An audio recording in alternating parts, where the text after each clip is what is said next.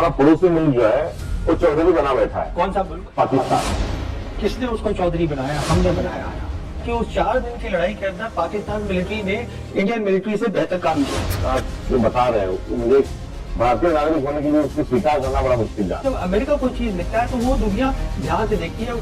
हम देखते हैं जो हमारी सरकार बताती है।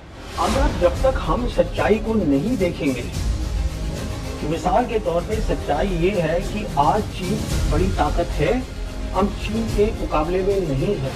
तो भारत का दोस्त है कि भारत में कोई आपदा है तो कौन दौड़ के आएगा? कोई नहीं। अब ये जो है ये ना तो कोई स्ट्रैटेजिस्ट है ट्रम्प, ना ये दूर की सोच पाते हैं। ये देख रहे थे कि कहाँ मुझे डील बन जाए। ऐसा मत कहिए, हमारे मोदी जी के मित्र है वो। आज हमारे पास विश्व में 2 ऐसी बड़ी ताकतें हैं जो हमारी नेबर है। हमारे जो पड़ोसी है इसमें श्रीलंका, बांग्लादेश, नेपाल, इनके साथ भारत के कैसे रिश्ते हैं? यहाँ पर हमने 2014 से हम चुपचाप बैठ गए कि हमारा जो फ्यूचर है वो ब्रिक्स के साथ है, हमारा फ्यूचर ग्लोबल साउथ के साथ है, हमारा फ्यूचर चीन, रशिया, ईरान इनके साथ है। ये अमेरिका के साथ जो हमारा ट्रेड डील की जो वार्ता है इसका क्या नतीजा होगा? इतना बड़ा मुल्क और इतनी बड़ी 1.5 बिलियन पीपल के लोग, हम उनके रहमो करम पर है। आज जितना ट्रंप ने खुले आम हमारे प्रधानमंत्री की बेइज्जती करी है, कभी ऐसा हुआ है? अब ये चित्र में हाँ, हमारा पड़ोसी मुल्क जो है वो चौधरी बना बैठा है। कौन सा मुल्क? पाकिस्तान। जी जी। और हम इस सारी शांति वार्ता में जो हमारी बड़ी लिगेसी थी, जो पंडित जवाहरलाल नेहरू जी ने नॉन अलाइनमेंट मूवमेंट शुरू किया, जिसको इंदिरा जी ने आगे बढ़ाई, तो हमारे पास भी एक लिगेसी थी कि जिस लिगेसी से हम हर किसी 2 देशों को लड़ने के लिए शांत रहो कह सकते थे। मगर वो हमारी लिगेसी आज भी कायम है या हम इन सारी चर्चाओं से कहीं बाहर हैं? हम बिल्कुल बाहर हैं। और जो आप बोल रहे हैं पाकिस्तान जो है आज चौधरी बना हुआ है, किसने उसको चौधरी बनाया? हमने बनाया। जब 4 दिन का ऑपरेशन सिंदूर हुआ था, हमने नतीजा निकाला कि हम वो जीते। ये हमने कहा। अमेरिका की यूएस कांग्रेस रिपोर्ट है नवंबर 2025 की, आप देख लीजिए। उसमें ये लिखा हुआ है कि उस 4 दिन की लड़ाई के अंदर पाकिस्तान मिलिट्री ने इंडियन मिलिट्री से बेहतर काम किया। जो अमेरिका ने जो लिखा वो सारी दुनिया ने ध्यान से देखा, वेस्ट एशिया की कंट्रीज ने ध्यान से देखा।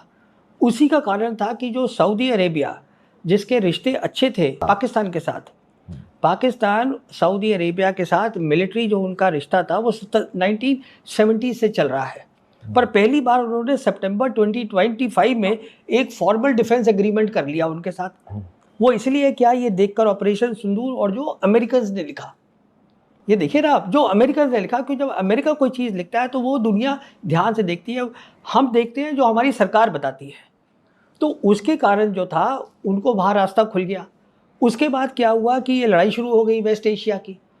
अब जो है, जो पाकिस्तान है, एक तो ये हो गया था कि कांग्रेस की रिपोर्ट आ गई थी, ऊपर से पाकिस्तान जो है मुस्लिम कंट्री है। पाकिस्तान इकलौता मुस्लिम कंट्री है जिसके पास न्यूक्लियर वेपन्स है।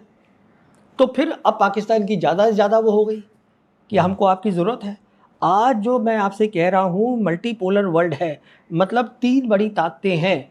पाकिस्तान इकलौता मुल्क है जिसके तीनों बड़ी ताकतों से रिश्ते अच्छे हैं। हमें इन बातों को सोचना है। वो चौधरी बना नहीं है, वो उसमें खुद भी कुछ काबिलियत थी कि वो नेटवर्क कर सका, कुछ उसमें खासियत थी जो लोगों ने देखी, और कुछ हमने भी ऑपरेशन सिंदूर में कंट्रीब्यूट किया। ये सच्चाई है। मगर ये आप जो बता रहे हो मुझे एक भारतीय नागरिक होने के लिए उसको स्वीकार करना बड़ा मुश्किल जा रहा है। नहीं, देखिए मैं आपसे ये कह रहा हूँ, बात स्वीकार की नहीं है। अगर जब तक हम सच्चाई को नहीं देखेंगे, मिसाल के तौर पे सच्चाई ये है कि आज चीन बड़ी ताकत है, हम चीन के मुकाबले में नहीं हैं, हम कैसे तरक्की करेंगे? जो मेरी समझ है, आज हमारे पहली बार जब से इंडिपेंडेंस हुई है, मोदी सरकार के राज में दोनों जो हमारी सरहद है, चीन के साथ और पाकिस्तान के साथ, दोनों में प्रॉब्लम है। तो पाकिस्तान के साथ क्या प्रॉब्लम? तो कहने का मतलब ये है, ऐसी क्या बात हो गई कि ये पहली बार है कि दोनों के साथ हमारी प्रॉब्लम है। तो हमें ये, instead of putting the military there and looking for absolute security, हमें उनसे बात करनी पड़ेगी। और मैं समझता हूँ आज अगर आपको चीन के साथ जो बॉर्डर इशू पे नरमी लानी है, उसका तरीका पाकिस्तान के थ्रू है। मैं ये इसलिए बोल रहा हूँ कि पाकिस्तान जो है आपसे बात करने को तैयार है, राज़ी है। बॉर्डर को वो कहता है कि हमारा मसला है कश्मीर पाकिस्तान का, पर वो ये नहीं कहता है कि इसको फ़ौरन हल करो। तो कहने का मतलब ये है कि हमारी सरकार, मगर हम उन पे कैसे भरोसा रखें? हाँ, मैं वही पुलवामा में करते हैं, पहलगाम में होते रहता है। देखिए, वही मैं आपसे कह रहा हूँ ना कि देखिए ऐसा है कि हम दोनों जो मुल्क हैं, वो कहते हैं, हम कहते हैं ये आतंकवाद यहाँ करते हैं, वो कहते हैं आप आतंकवाद वहाँ करते हो, तो हम तो दोनों एक दूसरे को ब्लेम कर सकते हैं, पर रास्ता हमें निकालना है आगे का, पीछे थोड़ा जाना है हमको। तो मैं समझता हूँ आज क्योंकि बार बार आजादी के बाद जी जी मुंबई का 26/11 का अटैक हो या तमाम जो लड़ाइयाँ हो या भारत में अशांतता पैदा करने के बहुत सारे जो एस है जो कोशिश करता है, इसके बावजूद उनके साथ डील कैसे हो सकता वही तो है? आप मुझे अगर 1 मिनट दें मैं आपको बताता हूँ। सो ऑल द डिप्लोमेट्स जो बात करते हैं हमारे, वो बात करते हैं 2005 में ये हुआ, 2008 में मुंबई हुआ। अरे बाबा, दुनिया 2013 में बदल गई। हाँ, मैं बात कर रहा हूँ विदेश नीति की। तो विदेश नीति पे मेरे हिसाब से हम बहुत कुछ इसको बेहतर कर सकते हैं। हम इसलिए नहीं करना चाहते हैं क्योंकि आइडियोलॉजिकली सरकार पाकिस्तान के साथ बात नहीं करना चाहती, ये मेरा असेसमेंट है, ये मेरी सोच है। अगर हम वो करेंगे, पाकिस्तान आज बात करने को तैयार है और म्यूचुअल ट्रस्ट बनने में वक्त लगता है, पर ये कहना कि हम बात ही नहीं करेंगे तो उससे तो कुछ होगा जो तो है। आज हमारा मित्र कौन है भारत का? हाँ। एक जमाना ये हुआ करता था कि रशिया हमारा मित्र हुआ करता था, चीन के साथ भी हमारा डायलॉग था। अटल जी जब थे तब तक पाकिस्तान के साथ तो बहुत एक अच्छा डायलॉग उस वक्त भी रहा, एक ईमानदारी की बात हम कह। अमेरिका भी जो हमको कोई दुश्मन मान के नहीं चला। तो एक भारत का एक विश्व में एक सबसे मैत्री और सौहार्दपूर्ण एक रिश्ता रहा। तो आज ऐसे समय में जो एक उसको वो टेंशन के समय में कहूंगा कि ऐसे समय में आज विश्व में पूरा बादल मंडरा रहे हैं, अशांति के, युद्ध चल रहा है, तो भारत का दोस्त कौन है? कि भारत में कोई आपदा है तो कौन दौड़ के आएगा, या भारत का जो तरक्की के लिए किसका हाथ पकड़ के दोनों देश चल सकते हैं, ऐसे कौन कौन दोस्त है? कोई नहीं है। आप बता दीजिए मुझे कौन है, कौन आएगा, बता दीजिए मुझे। ये जो जेडी वैंस हैं वाइस प्रेसिडेंट अमेरिका के, उन्होंने गुस्से में आके इजराइल के लिए कहा था कि आज इजराइल का कोई दोस्त नहीं है हमें छोड़ के, अमेरिका को छोड़ के। वो भूल गए कि उनका इजराइल का सबसे बड़ा दोस्त इंडिया है। वो नेतन्याहू ने याद दिला दिया कि हमारा सबसे बड़ा दोस्त इंडिया है। मैं वही तो आपसे कह रहा हूँ ना, हमारी फॉरेन पॉलिसी देखिए, आज हमारे पास विश्व में 2 ऐसी बड़ी ताकतें हैं जो हमारी नेबर है, पर हमने अपनी जो फॉरेन पॉलिसी है तीसरी ताकत के साथ जोड़ी है जो डिक्लाइनिंग पावर है और जो 12,000 किलोमीटर दूर है।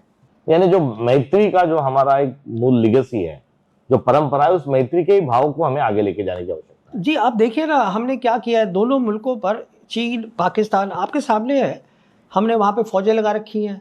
हमारे जो अपने अंदर के हैं साउथ एशिया की जो कंट्रीज़ है, अभी आप रिसेंटली देख लीजिए वो नए प्राइम मिनिस्टर बने हैं बांग्लादेश के, वो सबसे पहले चीन गए हैं बात कर लें। नेपाल के बने थे, वो सबसे पहले चीन गए, ओली बात कर लें। आप ये देखिएगा ना, इसको दिख तो रहा है सबको। अच्छा, ये तो एक जो बड़े शक्ति वाले लोग हैं उनकी, हमारे जो पड़ोसी हैं जिसमें श्रीलंका, बांग्लादेश, नेपाल, इनके साथ भारत के कैसे रिश्ते हैं? 2014 में हिंदुस्तान ने सार्क छोड़ दिया था। सार्क छोड़ के हम बिम्स्टेक बना दी हमने जो बनी हुई थी, हमने कहा अब हम इसको मजबूत करेंगे। 2019 में जयशंकर बने एक्सटर्नल अफेयर्स मिनिस्टर, तो उन्होंने कहा जो एक्ट ईस्ट पॉलिसी है मोदी सरकार की, अब वो हमने अमेरिका के साथ, इंडो पैसिफिक के साथ जोड़ दी है, अब हम वहाँ पर काम करेंगे। अब क्या हुआ है, ट्रंप ने ये बोला है कि वो जो इंडो पैसिफिक थी अब सिर्फ पैसिफिक रह गई है, हमें तुम्हारी ज़रूरत ही नहीं है, वो भी ख़त्म कर दिया। यहाँ पर हमने 2014 से हम चुपचाप बैठ गए हैं, कुछ है ही नहीं हमारा काम। अच्छा, ये जियो पॉलिटिक्स और ये हाँ। सब ये सुरक्षा के पॉइंट ऑफ व्यू, ये अमेरिका के साथ जो हमारा ट्रेड डील की जो वार्ता है, इसका क्या नतीजा होगा? इसका नतीजा बहुत सिंपल है कि हमने उनको ये बोला है कि हम आपसे 2030 तक $500 बिलियन का ट्रेड करेंगे, जिसमें एनर्जी होगी, हम आपसे तेल लेंगे, न्यूक्लियर रिएक्टर्स लेंगे, आपसे सारी टेक्नोलॉजी, आर्टिफिशियल इंटेलिजेंस की इंफ्रास्ट्रक्चर, वो हम सब आपसे लेंगे, तय हो गया है। हमने उनके साथ 10 साल का और आगे डिफेंस का एग्रीमेंट कर लिया है। वो हमने अक्टूबर 2025 में किया था, जो 35 तक चलेगा। कहने का मतलब ये है कि हम जो है इतना बड़ा मुल्क और इतनी बड़ी 1.5 बिलियन पीपल के लोग, हम उनके रहमो करम पर हैं आज। आप मुझे ये बताइए, जितना ट्रंप ने खुलेआम हमारे प्रधानमंत्री की बेइज्जती करी है, कभी ऐसा हुआ है? वो दर्दनाक, बहुत ही उसमें बुरा लगता है। तो अगर आज हमारे प्रधानमंत्री ये कहें कि हम नहीं आपके साथ काम करते, अरे साहब वो आएंगे इधर, मार्केट तो यहाँ है, कहाँ जाएंगे वो? तो हम इस बात को क्यों नहीं समझ रहे कि हमारा जो फ्यूचर है वो ब्रिक्स के साथ है, हमारा फ्यूचर ग्लोबल साउथ के साथ है, हमारा फ्यूचर चीन, रशिया, ईरान इनके साथ है। तो राष्ट्रीय सुरक्षा और राजनीति, इसका जो रिलेशन है वो होना चाहिए, नहीं होना चाहिए, या कैसा होना चाहिए? ये देखिए, राष्ट्रीय सुरक्षा बहुत इंपॉर्टेंट चीज़ है, पर क्या हो रही है राष्ट्र सुरक्षा, बात ये है।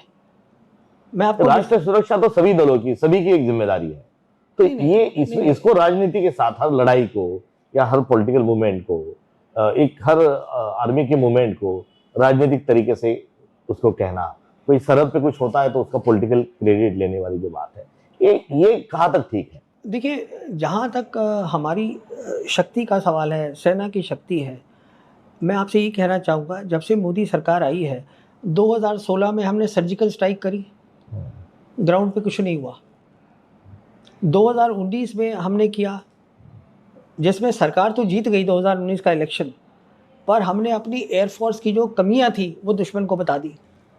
फिर ऑपरेशन सिंदूर में किसको फ़ायदा हुआ? पाकिस्तान को कि हमें फ़ायदा हुआ? आप सोच लीजिए खुद, ये सब कुछ क्यों हो रहा है? उसका कारण ये है कि लड़ाई के अंदर पॉलिटिकल लीडरशिप का काम होता है मिलिट्री लीडरशिप को सिर्फ ये बताना कि आप मिलिट्री के ज़रिए हमें ये हासिल करना है। अब कैसे करना है वो मिलिट्री तय करेगी। हमारे यहाँ क्या हुआ है और जो सच्चाई है, मिसाल के तौर पर ऑपरेशन सिंदूर में सरकार ने तय करा कि हम टेररिस्ट इंफ्रास्ट्रक्चर पे मारेंगे। सरकार ने तय करा कि आधे घंटे के बाद हम बोल देंगे पाकिस्तान को हमें सीज़ फायर चाहिए। डिफेंस मिनिस्टर राजनाथ सिंह ने बयान दिया है पार्लियामेंट में ये कि आधे घंटे में हमने सीज़ फायर मांग लिया। तो अगर आप मिलिट्री के मैटर्स, जिसको हम बोलते हैं ऑपरेशनल मैटर्स, आप चलाएंगे तो फिर मिलिट्री क्या करेगी? कहने का मैं आपसे ये कह रहा हूँ, ये देखिए, ये कोई क्रिटिसिज्म नहीं है आपकी तरह। मुझे लोग क्रिटिसाइज़ करते हैं, मैं चाहता हूँ कि हमारा देश मजबूत हो। कौन नहीं चाहेगा कि मजबूत हो? इसलिए जो गलतियाँ हैं जो मुझे समझ में आती हैं, मैं उनको बोलता हूँ। अगर आपको ज़्यादा समझ आती है तो मुझे बता दीजिए। अच्छा, ये इजराइल जो है, हाँ, ये भी ये सारी लड़ाई का और अशांतता का एक कहीं ना कहीं वजह बना है। तो उनकी ये सारी जियो पॉलिटिक्स में उनकी क्या नीति, क्या है, उनकी क्या अहमियत है? देखिए, इजराइल की हमेशा नीति ये रही है कि हम ग्रेटर इजराइल बनाएं, और सिर्फ जो एक मुल्क उनके रास्ते में आ रहा है वो है ईरान। तो वो हमेशा यही देखते थे कि ईरान को किसी तरीके से हम ख़त्म करें। इसलिए उन्होंने उसमें ट्रंप को ले आए, ट्रंप को वर्गला दिया, बेवकूफ़ बनाया नेतन्याहू ने ये कहकर कि अगर हम टॉप लीडरशिप को ख़त्म कर देंगे ईरान की, जो कि 28 फरवरी को किया इन्होंने, दोनों ने मिल के किया, जब इन्होंने अग्रेशन करी, अटैक करी ईरान के ऊपर, तो उनको ये बताया कि जब ये टॉप लीडरशिप ख़त्म हो जाएगी, वैसे ही वहाँ पे बहुत अशांति है, क्योंकि वहाँ पर कई सैंक्शंस लगे हुए हैं, लोग खुश नहीं हैं सरकार से। तो जो आपने वेनेजुएला में किया था मुडोरो के साथ, वो आप यहाँ भी कर सकते हैं, तो फिर ईरान का भी तेल आपका हो जाएगा। अब ये जो है, ये ना तो कोई स्ट्रैटेजिस्ट है ट्रंप, ना ये दूर की सोच पाते हैं। ये देख रहे थे कि कहाँ मुझे डील बन जाए। ऐसा मत कहिए, हमारे मोदी जी के मित्र है वो। अब देखिए, वो दूसरी बात है। अब ये आपने दो बातें जोड़ दी। मैं सिर्फ इतनी बात कहना चाहूँगा कि जहाँ तक ट्रंप का ताल्लुक है, उन्होंने बहुत बड़ी गलती करी इस लड़ाई में शामिल होके, क्योंकि नेतन्याहू का जो मकसद है वो बहुत ही अलग था। उन्होंने बेवकूफ़ बना दिया ट्रंप को। मगर ये ईरान के साथ और भारत का तो बहुत लंबा पुराना एक कल्चर एक्सचेंज का भी और एक लंबा दोस्ताना अंदाज रहा है, संबंध रहे। मराठी भाषा में बहुत सारे ईरानी शब्द आज भी हैं। भारत के जो ब्यूरोक्रेसी है उसमें भी काफी उनका ये है। हमारा उनके साथ इतना पुराना रिश्ता जो है, उस रिश्ते को पकड़ के हमें रहना चाहिए या जो चल रहा है उसको चलने देना चाहिए? बिल्कुल नहीं। हमारा तो आप बिल्कुल ठीक कह रहे हैं, हमारा सिविलाइजेशनल रिलेशनशिप है। मैं आपको मिसाल देता हूँ, ये जो हमारी ये वकालत वर्ड है, ये कहाँ से है? ये अदालत, वकालत, वकील कहाँ से आया? एग्रीकल्चर में बोलते हैं ये क्रॉप है हमारा, राबी है, खरीफ है, क्या है ये? पर्शियन है, पर्शियन कारपेट्स है, पर्शियन कल्चर है। एक लंबा लेन देन रहा है साहब, बहुत लंबा है। और फिर जो है हमारा एक स्टैंड रहा है पैलेस्टाइन के ऊपर, हमने उसको रखा है, सोच समझ के रखा है, और वो आज भी हमें उस पर कायम रहना चाहिए। पर सरकार ने ये तय किया है कि वो नहीं करना चाहती। सरकार सारे बातों का मैं जो समझा हूँ वो ये समझा हूँ कि इसमें से हल ढूंढना चाहिए जी। तो इसका किस हल की दिशा में हमने जाना चाहिए? तो आप अपनी फॉरेन पॉलिसी को पूरा उल्टा कर लीजिए, आपकी फॉरेन पॉलिसी ठीक हो जाएगी। डिफेंस पॉलिसी के अंदर फौज को करने दीजिए काम, पॉलिटिकल उसमें हस्तक्षेप मत करिए। मैं बता तो रहा हूँ ना आपको कि अगर सरकार ये कह रही है कि आप सिर्फ टेररिस्ट पे मतलब एयरफोर्स का इस्तेमाल करेंगे और आधे घंटे में सीज फायर बोल देंगे। अब एयरफोर्स का इस्तेमाल तो नीट की एग्जाम के लिए भी करना पड़ा इस बार। अब वो तो दूसरी एक बात हो गई। वो तो ठीक कह रहे हैं आप। तो सारा इसको थोड़ा सॉर्ट आउट करने की आवश्यकता। जी, मैंने साफ कहा है किताब के अंदर कि हम गलत लड़ाई की तैयारी कर रहे हैं। लड़ाई ये नहीं है जिसकी हम तैयारी कर रहे हैं। तो हमें सही लड़ाई क्या है वो मैंने समझाई है कि चीन जो है बहुत बड़ी ताकत है मिलिट्री की, हमें उसको समझना है, क्या क्या उसमें इश्यूज़ हैं, कैसे उसके अंदर आर्टिफिशियल इंटेलिजेंस आ रही है लड़ाई में, वो क्या होती है। देखिए 2022 की जो किताब छपी थी शुरू में, वो मैंने 2021 में दे दी थी पब्लिशर को, और ये मैंने लिखी थी 2020 के एंड में। पब्लिशर 1 साल लेते हैं जो अच्छे पब्लिशर्स होते हैं। कहने का मतलब ये है 2020 में तो यहाँ कोई बात भी नहीं कर रहा था आर्टिफिशियल इंटेलिजेंस की। मैं सिर्फ आपको ये कहने की कोशिश कर रहा हूँ कि अगर आप इंफॉर्मेशन में दुनिया के साथ जुड़े हुए हैं और अगर आप इंटरेस्ट लें किसी सब्जेक्ट में, तो आपको बहुत इंफॉर्मेशन और सोचने का रास्ता मिल जाता है। चीन के साथ हमारी 62 की जो वॉर हुई थी, वो तवांग, बोमडिला, आसाम के तेजपुर तक आ चुके थे, मगर नेहरू जी ने जो उनके साथ निगोशिएट किया तो उतना 500 किलोमीटर फिर वापस चले गए और 50 साल तक हम शांति के साथ रहेंगे, इस प्रकार से उनका हमारी जो बातचीत हुई थी वो भी हमारे लिए दोनों देशों के लिए एक माइलस्टोन है। तो चर्चा से बहुत सारी चीजें हल हो सकती है, ये हमारा इतिहास है। नहीं, डिस्कशन तो होनी चाहिए ना, हर सब्जेक्ट पे होनी चाहिए। किसी को दबाना और बोलना ये एंटी नेशनल है, ये है, ये, अरे साहब सब हिंदुस्तानी है, हम सभी हिंदुस्तानी है। तो सभी बात को हम, अगर हमें कुछ लगेगा, हमने कुछ सीखा है, तो उसके हमें आज़ादी होनी चाहिए बोलने की कि हाँ साहब ये बात है।